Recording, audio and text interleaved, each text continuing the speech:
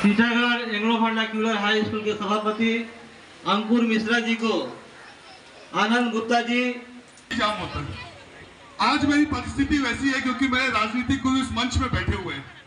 यहाँ पे काफी लोगों ने आपको काफी तरह की सहायता की बात की, काफी लोगों ने आपको तरफ मदद का हाथ बढ़ाया, लेकिन मैं एक चीज कहना चाहता हूँ मेरे छोटे भाइयों बहनों, मैं इस चीज की आजादी लेता हूँ बोलने की कि तुम हर एक कोई परिस्थिति से लड़ के सामने आए हो।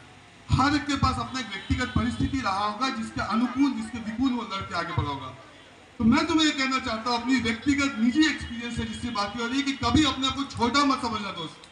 हर एक बैठा हुआ एक छोटा भाई अपने में सिकंदर है, और याद रखना कि सिकंदर कभी हालात के सामने झुका नहीं, तारा टूटा पर जमीन पे गिरा नहीं, गिरते हैं 100 दरिया किसी समंदर पे पर कभी कोई समंदर दरिया पे गिरा नहीं है। उतनी ही ताकत भरता है, सोने पे जितनी आग लगे वो उतना प्रखर निकलता है, हीरे पे जितनी धार लगे वो उतना ही चमकता है, मिट्टी का बर्तन तपता है तब जाके धुन पे धड़कता है।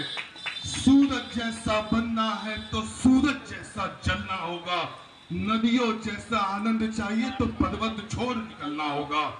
और हम आदम के बच्चे हैं, हम क्यों सोचे राह सरल होगा, हर संघर्ष सफल होगा, वो आज नहीं तो कल होगा, वो आज नहीं तो कल होगा। बहुत बहुत जब तरुण संघ महावीर व्यायाम समिति के कुछ लड़के जब गए थे मुझे इनवाइट देने के लिए, तो मैंने देखा इन लोगों के पास में कितना होश और जोश था। उन्होंने कहा भैया आपको आना है। हमने कहा कौन सा प्रोग्राम कर रहे हो भाई? उन्होंने कहा भैया उच्च माध्यमिक की छात्र छात्राओं का हम लोग प्रोत्साहित करेंगे, हम उन लोगों को मेडल से सम्मानित करेंगे।